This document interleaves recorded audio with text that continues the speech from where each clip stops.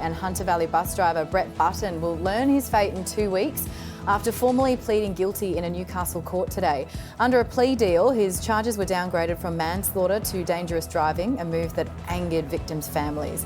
A statement of agreed facts was also tendered in court. It revealed blood tests found Button had taken twice the amount of opioid pain medication than he admitted to police.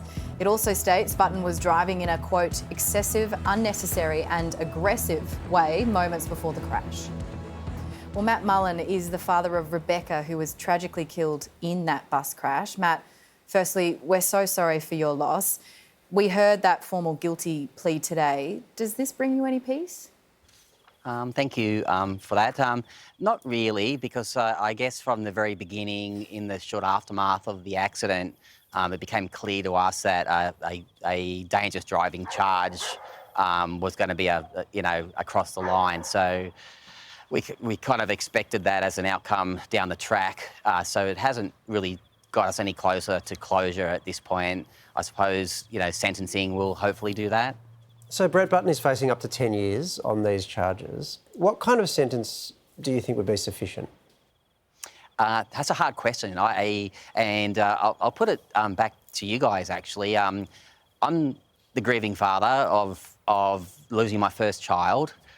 My judgment is impaired. I accept that. I accept the fact that every day I still cry, and whilst I can get my logical brain around the processes, my views are impaired. So I would, no sentencing is going to ease my pain. I think what's more important is what society thinks is a fair sentence. What is a fair sentence for a person who was stood down for drug use from a previous job, who was using above prescription levels, who admits to being affected by medications, but still chose to drive in a manner which he admits, and is backed up by scientific evidence, he admits was dangerous and high level of recklessness. What is a fair sentence for taking 10 people's lives, injuring several others, and the flow-on effect through communities and friends and families?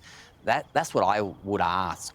Matt, let's just take a little step back. Now, you found out about this plea deal after it had already been reached. How tough was that?